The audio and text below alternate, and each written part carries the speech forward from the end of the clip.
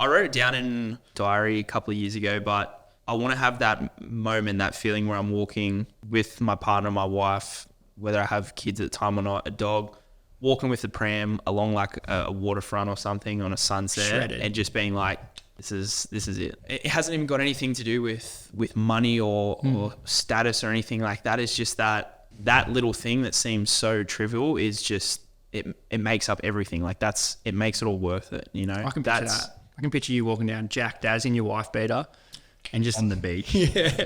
Yeah, with that big like, I don't know, raw wheel or something. Couple of calves bursting at the seams. Looking like I got small man syndrome. Little bloke, like I can barely hold on to this dog. Riding the Rottweiler. Yeah, it's got a saddle on the back.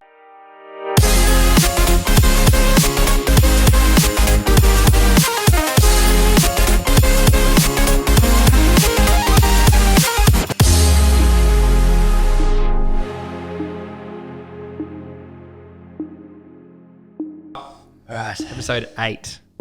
We're getting so close. And if you don't realise why we're so excited, it's because once you make 10 you've made it. Podcast episodes, you've made it. Yeah, sponsors start rolling in. Yep. So we're getting to the ultimate bench right now.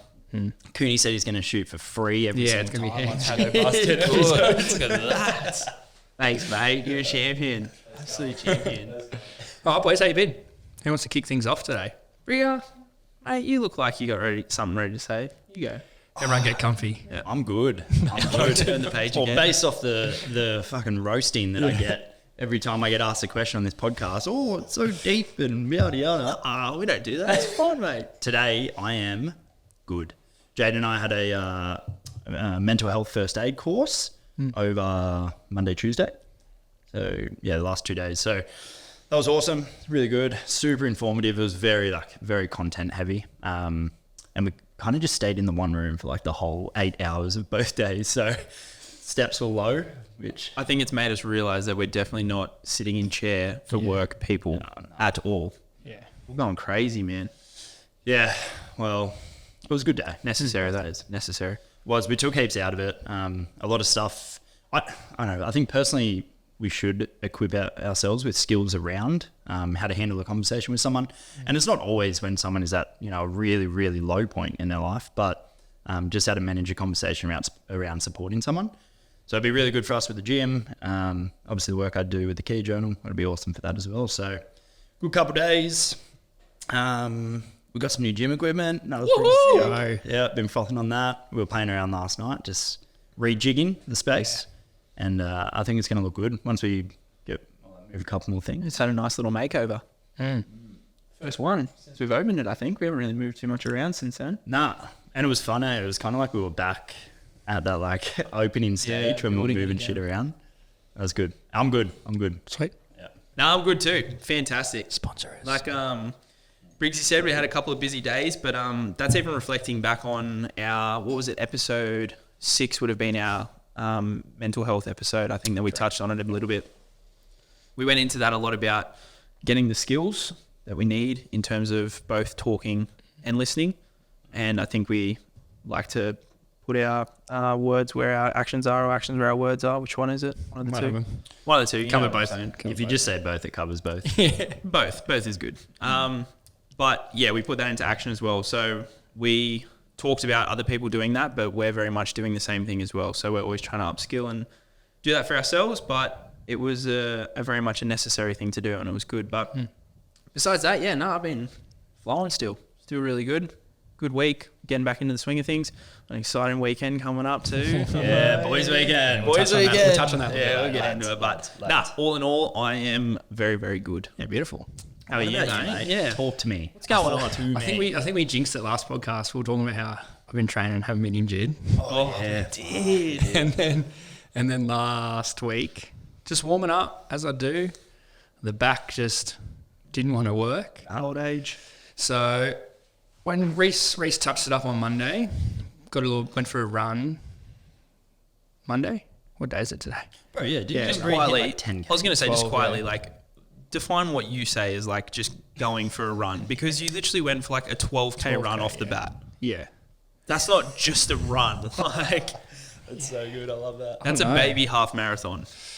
Yeah, we're probably going to keep going, but Brie was just a bit sore from the triathlon. So, So it was Bree's Brie. fault. I was going to keep going with Bree. well, no, we were going to keep going, but try. she was like, I'll keep going. And I was like, no. Like, I'm dying back here. So it's kind of We'll act like it's you. Yeah. Well, she was like 20 meters in front of me the whole run. And she's like, come on. Just hanging there. Heart rate's at like 140. Mine's like 170. Struggling line. Yes, the whole face as well. Was your back sore when you're running? No, it was sweet. I think because Reese got into it that morning. So I was just riding the wave. And then I woke up yesterday and was pretty shit again. But it's just tired, I think. Nothing too bad. I won't train this week. Maybe besides a couple more runs. But We'll do a run on Sunday morning. We'll go for a run. yeah, true. Beach We're feeling heaps good. So. beach trot. Yeah, surely something like that. Yeah, that'll be good. Yeah, before we go to sleep, we'll go for So a quick couple run. of runs this week, hey? Yeah, I'll probably run again tomorrow, but like a quick, like a threshold run, and then should do me for the week. Hopefully the back's fine by next week, and Doc's orders, wasn't it? Into Reese, Dr. Reese. yeah, he's pretty off me for running 12Ks. Yeah. When we call him, we should ask him that. Yeah, Well, I was going to say, I mean, I would run 12Ks if I could, but You could can't. yeah. So I shan't. You could if You like could aerobically. If you just went Just those old knees, those soccer knees. Yeah, do you want to show him your cat tattoo first, or do you want me to show mine first? Yeah. That nice meow straight across the chest. That was me, Scissors. and now it's been handed over. Although my back was a Where'd bit you get rid shitty, of but it? Cat tattoo. it's been going Yeah, that didn't last long. Really? When have I been a cat? Which time you got? Go on. Get the receipts up. Give me a couple. Yeah, no, give me a couple. you've been pretty good, Brigger. You've been good, mate. All right, so first things first, we're going to jump in to a little video that I sent you as dive this morning, which is not ideal, but put that there Running for is us. useless. It's negative exercise. You should stop doing it. Like, it's the stupidest thing. Nike invented it to sell shoes in 1965. Jogging is such a waste of your time unless you're doing it for mental stimulation or to take in fresh air. Like, don't do it. You're going to end up with knee issues as you age. You will lose type 2 muscle fiber, which is going to reduce your metabolic rate. Then you start putting on fat if you don't run. Holy fuck balls. That is the I'll leave it there. So you sent this to me, but I watched it. It was must have just been a couple of days before, but I didn't realize that guy was like a super reputable figure in the. I believe it's like mental health space. Yeah, that's what I want to chat about. It's like he's got 1 million followers, right? And he's posting stuff like that. Fuck. So I What the fuck? Donnie boiling over there. He was like a kettle. He was. Yeah, what the actual fuck? Seriously, because my initial reaction is like, I think we live in a pretty like soft society. I'm like the first person to put my hand up when I've got shit going on for sure. But like when it comes to people, like not taking control of their physical health because it's too hard. That's what I'm referring to there. It's frustrating. Yeah. It is frustrating because, I mean, we saw a lot of it yesterday in the course, but like, you know, people just want that pill or the thing that's going to fix whatever it is that they've got going on. But exercise is the answer to like so many things. And then you got people like that are pitching this message who clearly have a massive following. Yeah. So like people are going to believe what it is that they're putting out. And it kind of like reinforces in a lot of individuals' mind that, you know, like, oh, I shouldn't do that because it's bad for me. And it's like, fuck, really? Yeah. Is that It's where such a we're bad at? message to send, like, don't move, basically. These people need to read a fucking history book, bro. Yeah, also some of the comments. Inventing running, like Nike inventing running in the 1960s. Like, has this bloke even watched like any form of Olympics or like anything ever? What was it called? What were the people doing in the Olympics in the 100-meter race before? I'll read out some of the comments, but it's like, so people in 1964 must have been like, man, I'm late for the bus. I wish there was a quicker way to get there without walking, but I guess I'll never know. And it was like, someone else was like, Boston Marathon ahead of their time from 1897 to 1964.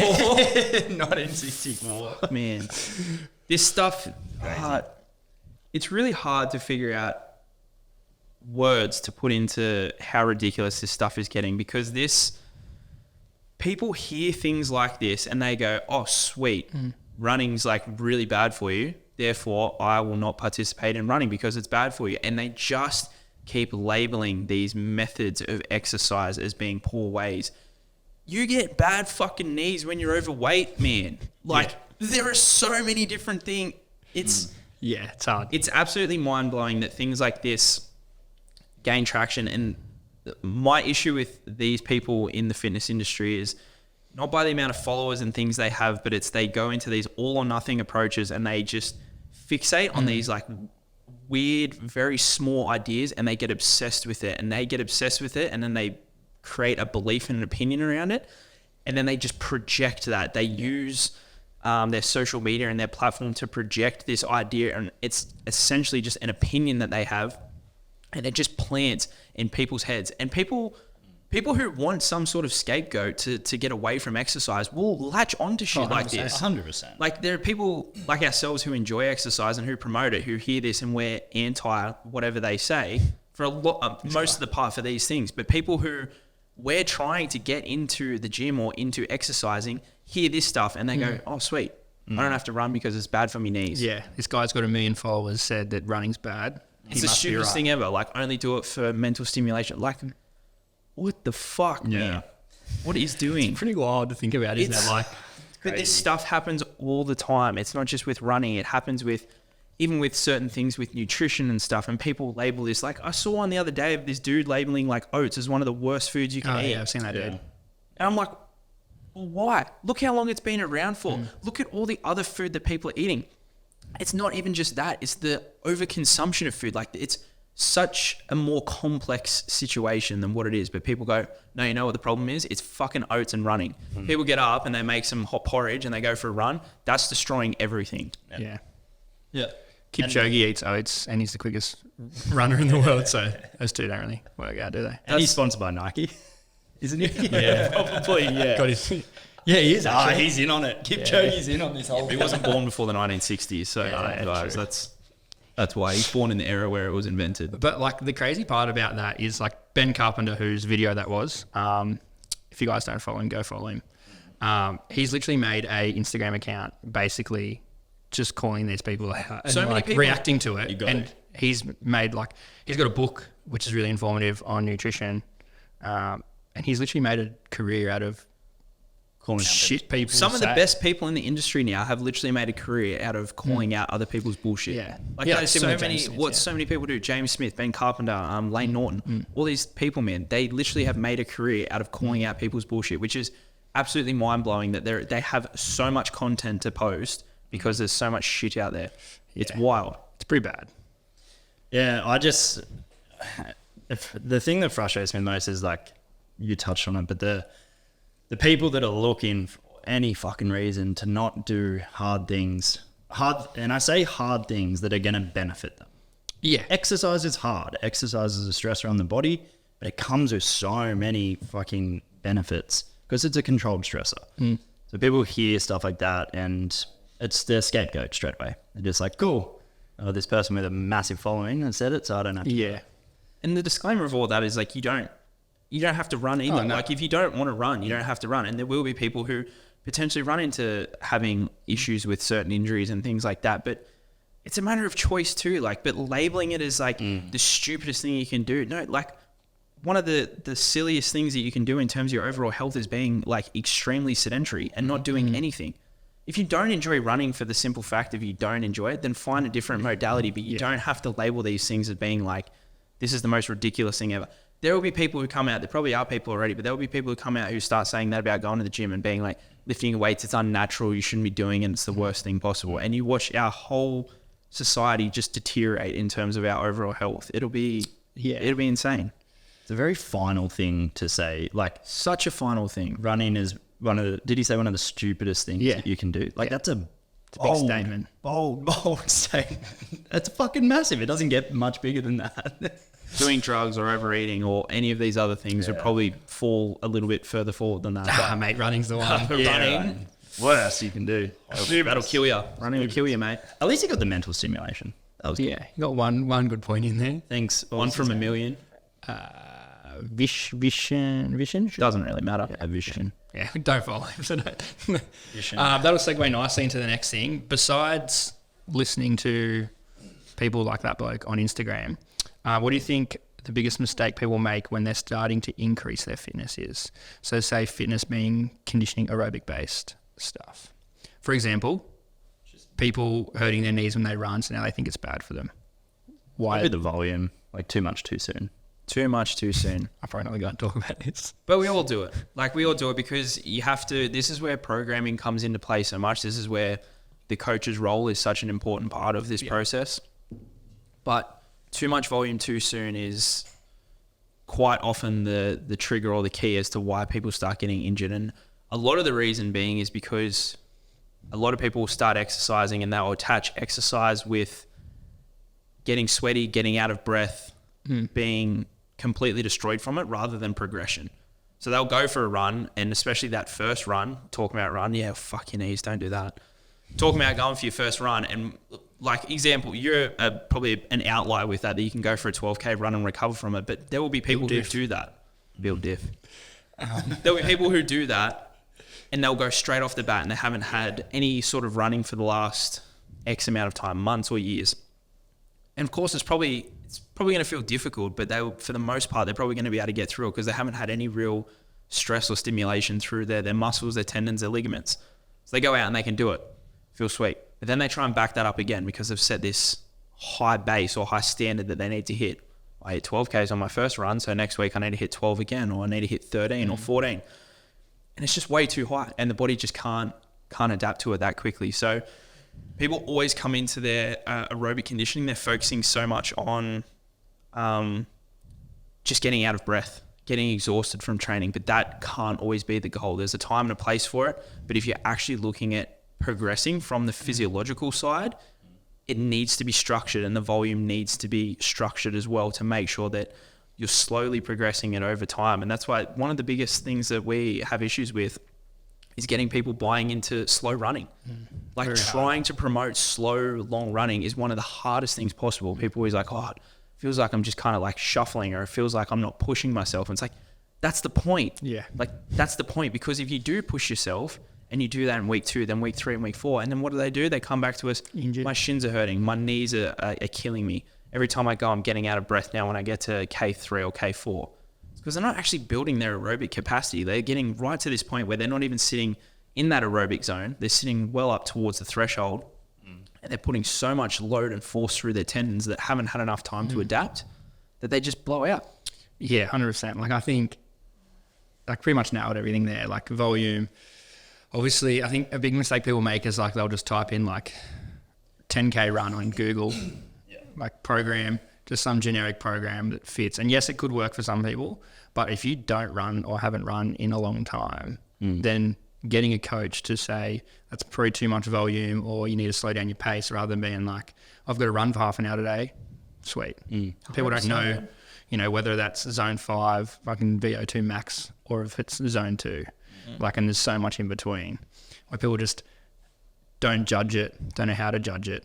It's not their fault, but it is a lot more nuanced than people think. Like people just start just getting out and going for a run. 100%, man. Or yeah, seeing what other people are doing and then just trying to replicate. Yeah. And I think we see that heaps in probably the hypertrophy side of things, where people get into the gym because Joe Blow, who looks fucking hectic on Instagram, doing some crazy exercise.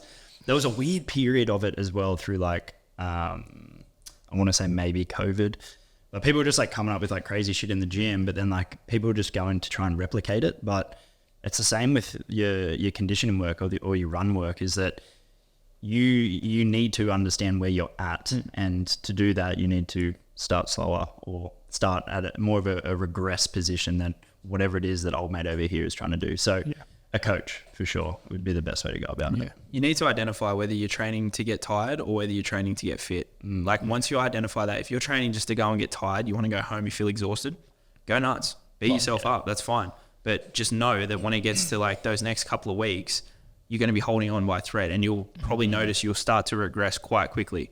And that whole, either overtraining kicks in or even detraining, where you start dropping off and they won't want to do it altogether. Yeah. But you're actually looking at wanting to get fit. You have to have structure. You have to have structure in place. There has to be programming. There has to be periods where you push. There has to be periods where you pull back, let the body adapt. That's the whole point. Like every time we go into the gym or we go for a run, we're applying a stress to the body. It's not when you're adapting. It's not when you're growing. That's when you're going backwards. Then you have to be able to adapt from that. But it has to be like these little, almost like breadcrumbing. It has to be little doses of enough that we can build that resilience to it, but not to the point where it's too much where the body goes, we have to stop altogether because it's too much for what we can handle now. Yeah, that's probably one thing I hate, or not hate, but bad about like Strava is like people follow each other and they go and they look at someone else's pace and they go, oh, that's what I've got to run at. And then they run at someone else's pace, which could be, you know, below their threshold. They're just cruising, but it could be above mine. And then I go and run it. And then 2 days later, I want to run again, but you know, I haven't recovered enough. And I'm like, why can't I recover in time? It's because I'm constantly just pushing that end.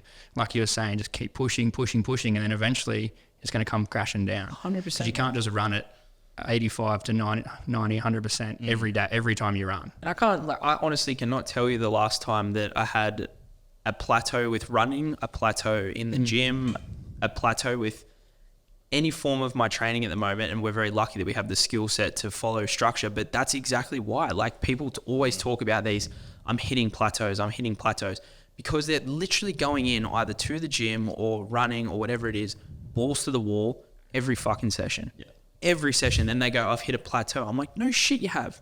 Like it's so obvious to see why, because look, when you're going in every time, there is no structure whatsoever. Like you're going to keep hitting that same wall over and over and over again until you actually build a good amount of structure around it in terms of just applying little bits of stimulus over and over and over again. And that's what all the people are doing, man. All the people that are at the top that are compared to, they've just been doing it for years and years.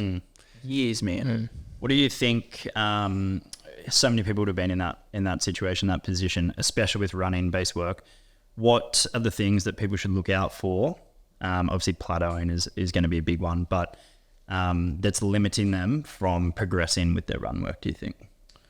Like overall energy, obviously depletion, but soreness.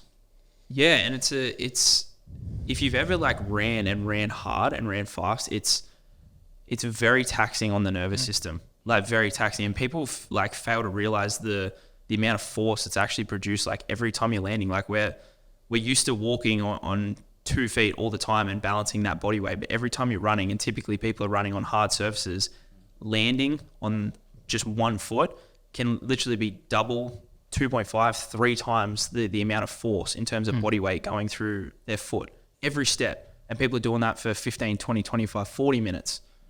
So a massive part of it is that taxing effect on the body and the ability to recover from that. People will do that and then they'll try and back it up the next day and the next day, because they'll start to get into running. They're like, I need to start running every single day. So the frequency is a big one of that. Running, it burns quite a large amount of calories compared to our normal resistance or weight training or even walking. Like if you go for a decent run, like a 40 or 60 minute run, relative to your body weight and your heart rate and things, like you can burn a couple of 100 calories very, very easily. So energy is a big one as well. If their nutrition is not on point and you're constantly running on low fumes, there's so many variables that come into it. But all in all, if you apply any sort of stress to the body and its inability to handle that stress isn't there, you're going to get run down. Yeah. Whether it's injury, whether it's overall fatigue, lack of nutrition, sleep, all these things. Yeah, I think nutrition's a big one. I think people think that they can just go and run and it's not going to affect them that much. But like every time I go for a run, even the other day, I'll make sure I'm having 50 to 60 grams of carbs an hour, 90 minutes before I go. If I'm running for more than an hour, I'll take lollies or a gel with me. And then I'll replenish with like a Powerade, electrolytes, whatever you've got there. Because that's the thing, people think they can just hydrate, drink heaps of water, but the more water they drink without adding those electrolytes, they're just diluting it in their own system. So it's like, they're like, oh, why did I cramp on this run? I drank 5 liters of water today. It's like, yeah, because you got rid of all your sodium, potassium, magnesium, all gone. Because you've just been drinking so much, you've had to pee 5 times. Yeah. So I think like educating yourselves around nutrition as well is pretty important. But like Jaden said, frequency, volume, I don't think people run on like track surfaces or grass enough for, affecting that impact that you're talking Absolutely. about. And just people running too hard. My advice with it is whatever you think you should do less than that. So even if you're being conservative, do even less than that to start, because you can always work up from there. It's really hard to start higher and then regress it back, both physiologically and psychologically for the most part, because you feel like you're going backwards. Yeah. You think like, oh yeah, maybe I could get away with a 3K run. Excellent. Start with a 1.5K run. Well, like I think I'll just go for a 30-minute cruise, go 15 minutes, 20 minutes, build up by 2 minutes every week, 2.5 minutes. It doesn't seem like much, but that just compounds on each other. And you watch, it's that tortoise and the hare kind of race, because these people will go flat sticks out of the gate, covering distances and minutes. Yeah. And these people are just slowly cruising up. By the time you look at week 6, week 7, week 8, just starts creeping past. The tortoise starts creeping past because they're just adding a couple of minutes here, couple of minutes here, couple of minutes here. So if you're looking to start, especially when we're talking specifically with that, but it relates to the gym as well. Whatever you think you can, or you think is the appropriate place to start, do less than that. Like pick the lowest hanging fruit. Yeah. Start lower. Stop focusing on getting tired from every session, because if you're actually focusing on getting fit, that has to be the goal. And it's not always about being completely exhausted. There's a time and place for it.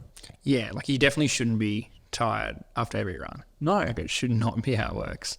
Like they often use like the 80-20 rule of 80% of your run should be slow, 20% should be Conversational. Like that's a big part of when people talk about zone 2 is you should still be able to have a conversation. Yeah, and it's not just 1 or 2 words. Like it's an actual conversation. Actual conversation. Like sentences. 100%. Being able to, or even I like to, like people that run by themselves, be able to sing a song. Like if you can get through the whole song and not be fatigued, then you're running at the right pace. But if you're having to like take massive breaths, or like you can feel your heart rate increase when you're singing or talking, then you're running too fast. I think people don't judge their like rate of perceived exertion, like their RPE, when they run enough. They just think, they look at their watch says this, so they go with it. But I think being able to judge and not rely on technology is a good way as well. 100%. A bit of auto-regulate it. Yeah. Definitely. 100%.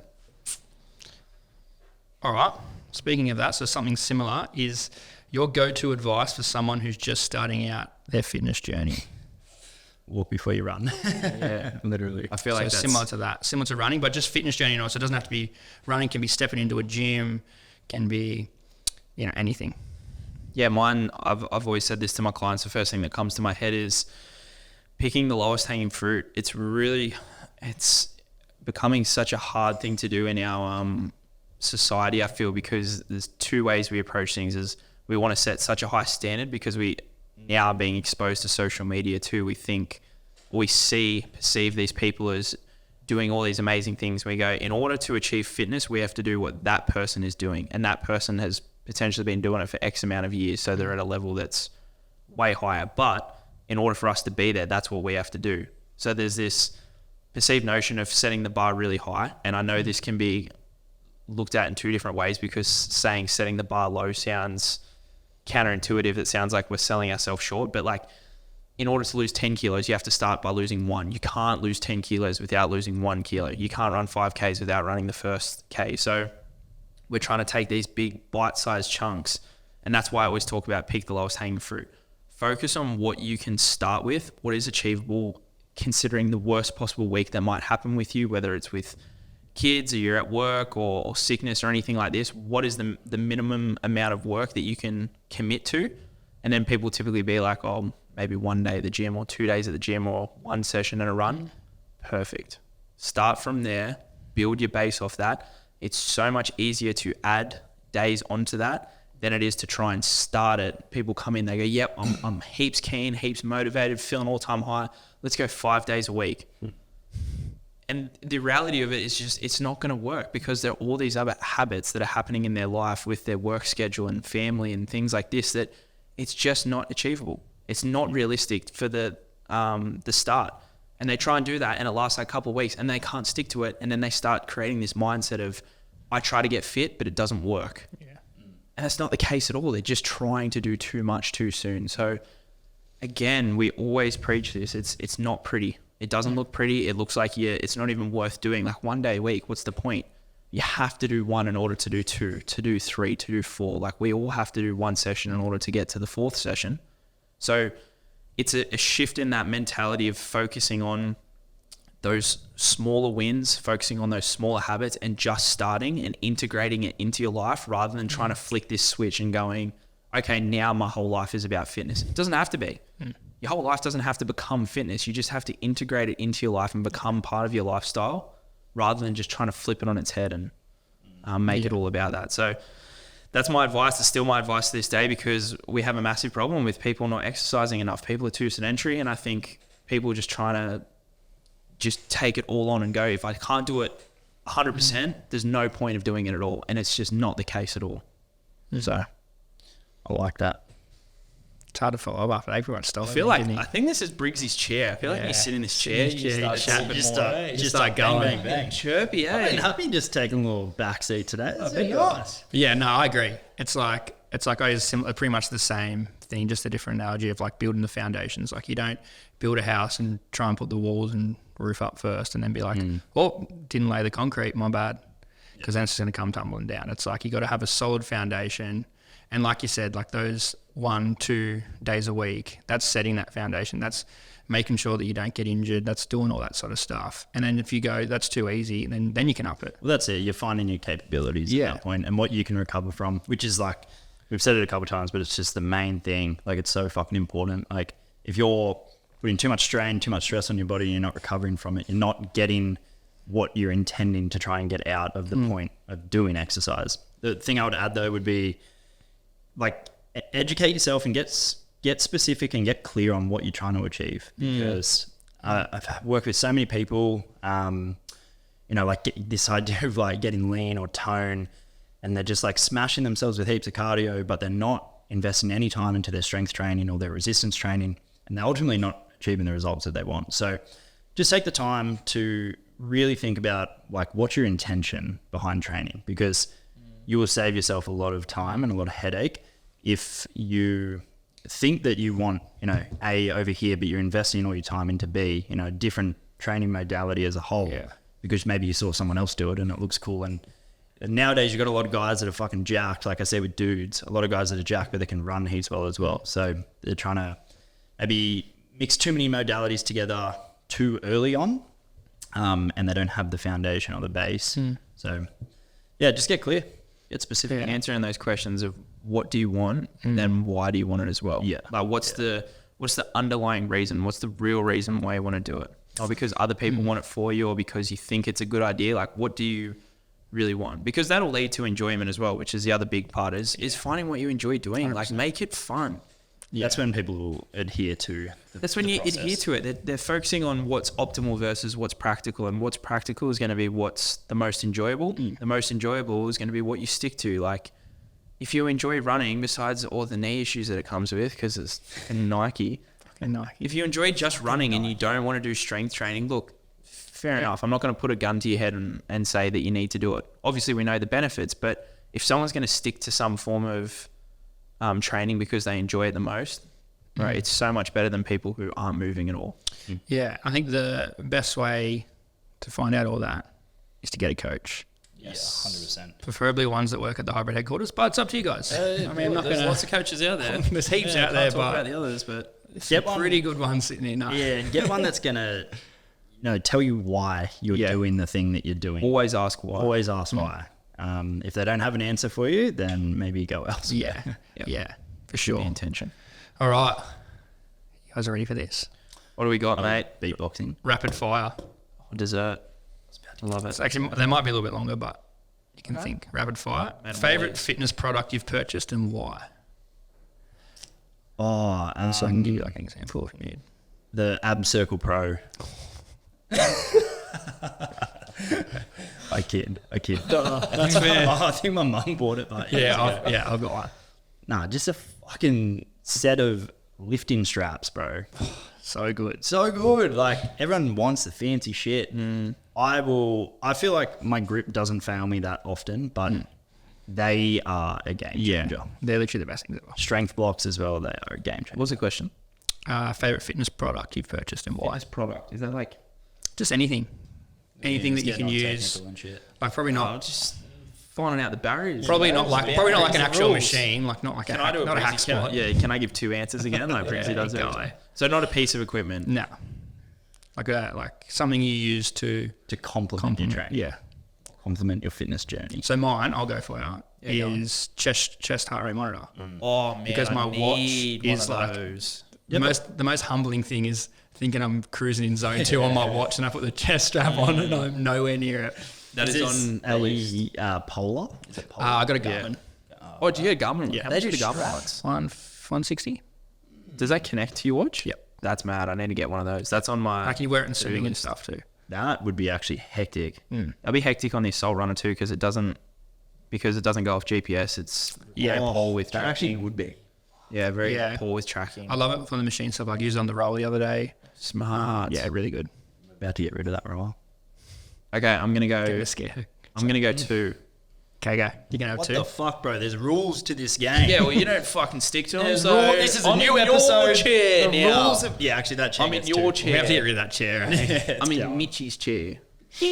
Mitchie. I would say chalk is my first one. Chalk is massive, man. We never got access to a training in commercial gym like anytime. And when we did try and take it in, it was always like something that was a lot harder to use because it's commercial. But chalk helps with everything, man. I think I use chalk pretty much almost every session. Like even if it's not a super hot day, just in terms of helping with grip, that's been a massive one for me. And the second one, He always gets 2, doesn't he? 2. Always gets 2. Number 2. would be dextrose. Huge. Cool. Dextrose, yeah. Carb powders that they don't get talked about enough. Yeah. Shout out to Willow. Willow would love me saying this. Lane was the exact huge. But dextrose is another big one. It depends when I use it, but now that my sessions are starting to ramp up a little bit, dextrose is an absolute game I changer. actually leave a bag in my car. Yeah, dextrose with cordial. That's Or I buy a Powerade. I'll tell a funny story quickly. How much time we got? All the time. mate for you, yeah, all the time in the world. It's so funny. Most people know him, Sam, Colette. Sam came over during like the COVID period. It was actually before he went and he's such a legend. He actually put up a video about it. But before he went over and shot Vikings, Valhalla. And we were ripping these like garage sessions at my house because obviously all the gyms are closed. And he came over this one time and I was like getting shit set up, getting ready. I was like, fuck, I need some dextrose powder, eh? So I walked upstairs, mum, dad and Gabby were home. And I'd put the dextrose powder into a big container and it was on top of the pantry. And I was like fucking trying to grab it. And I've flipped it. My hands flipped. And it was like 5 kilos of dextrose powder, bro. Just went fucking everywhere as Sam's walked up the stairs. It's just 100% looked like drugged everywhere. And I was like, bro, and he's like, what's going on? Did it go over the top of you? Like, did it land I on- was like, cunt to Bro, the imagine side. it landed on you going in your skin. Bro, it was hilarious. So it definitely wasn't drugs. No, it was not. It was not. 5 kilos of Drugs, drugs. 5 kilos of drugs is a lot of drugs, Be mate. balling, be here right now. Kept it quiet. All right, top 3 bucket list items. Oh, well, Just gym equipment or what? nah, like Gym equipment. oh, you can add. Hack squat. Yeah, we've got one now, dude. Tick it off. Tick it off. Nah, just in life. Bucket list items. That's a great question. Have you got yours, Brig? My bucket list items. I know it's like this thing that people do, but I've never really been like, I don't know. I've never really like put a list down of Yeah. like things in life, but They kind of come. I feel like they come with time too. Like different parts of your life, you start wanting to experience different things or want different. I reckon skydiving was one, so I've ticked that off. that was pretty fun. Yeah, that was up there. I reckon hot air ballooning. Yeah, you love these aerial sports, don't you? Because it just like scares me, so I want to do it. White Christmas. Oh, Day and I have spoken about that. That would be huge. Yeah, I like that one a lot actually. That'd be nice. Maybe next year, Canada or like Japan. That'd be cool. Oh, Yeah, it's hard, isn't it? I feel like I'm boring because I don't have like a. You just don't plan on dying. anytime soon. You're not boring, mate. No, thanks, mate. Thanks. Bucket list item. We just get sentimental with it if you Yeah, want. go. Here we go. Here's waiting for it. What about We almost got through What it. about like soul connection? You know, like tick that off. You just like connect, Just with connect people with on a like- deeper level. I connect with people from like in every country. You know, just all That would get actually be together. sick. That would actually be pretty. A bucket list item would be like a beautiful family setup, financially stress free, Yeah. and just like peace. For sure. Yeah, I think financial freedom's a big one. Yeah. Yeah, I'd say short thinking. One of mine would definitely be traveling to Japan. I've always wanted to go to Japan. I mean, like, I want to travel heaps of other places too, but Japan was always one. Now my brother lives there too. It's something that I'd want to be able to go over and see him. That would be kind of like a cool thing to tick off. I actually got a sentimental one like you, Brig, believe it or not. Wow. I know. You just... Hope Ollie's listening. He's doing it Jaden now. is so sentimental as well. Like, I Yeah. feel like I'm just copping the I'll just let you sentimental take the train cake, over mate. here. Do you want to look down when you say it to Molly? Hello, Molly. I'm about to tell you this big thing. No, she probably already knows it. I wrote it down in a journal, a diary a couple of years ago, but I want to have that moment, that feeling where I'm walking with my partner, my wife, whether I have kids at the time or not, a dog, walking with the pram along like a waterfront or something on a sunset, Shredded. and just being like, this is it. Like, just have that. I want to have that click moment feeling of that, where it hasn't even got anything to do with money or status or anything like that. It's just that feeling of having your family, and that little thing that seems so trivial is just it makes up everything. Like, it makes it all worth it, you know. I can picture that. I can picture you walking down Jack Daz in your wife beater and just On the beach. beach. Yeah, with that big like kind of dog roll wheel or something. couple of calves bursting at the Looking seams. like I got small man syndrome, little bloke, like I can barely hold on to this dog. Riding the Rottweiler. Yeah, it's got a saddle on the back. I know what you're saying. I went for a walk in Wombi the other day, and there's this like new house, beautiful white house right on the lake. I walked past it, and I was just like stopped and looked at it for a bit, and I was like, it's not about wanting a nice thing, but it's like what comes of it, like for your life as a whole, by having something like that, like having like a fucking backyard barbecue with like family and friends Bro, over, and you've got your seriously. kids there, and you're like, this is it. Yeah. That's a bucket list feeling. Yeah. For me, would be that, and walking down, being like, People playing in the pool, and you're just like, yes. we got to leave it at that. That was a good one. yeah, you didn't say yours. Yeah, I you said said hot air balloon. hot air balloon. Yeah, skydiving. And having a family. Yeah, is that sentimental? Let's go. Let's carry on. If you could change your first name, what would you change it to? Ripper. Ripper. Yeah. Ripper Briggs. That's actually can't. I always say Ripper, like to people, like have a Ripper day. And when I get my first dog, it's going to be called Ripper as well. I love how you have one straight off the bat. Eh? That's good. Why have you thought of changing your name? Like, No, I haven't, but I just like the name Ripper, and I was like, that, it kind of clicked and it made sense. And Tay was like, when we get a dog, it's going to be Ripper. I was like, fucking oath it is. I love that. maybe I liked the idea for a boy's name if I had a boy, but maybe Chase. I like Chase. I feel like I'd potentially suit a Chase too, because all the other ones are from Avatar and I wouldn't suit them.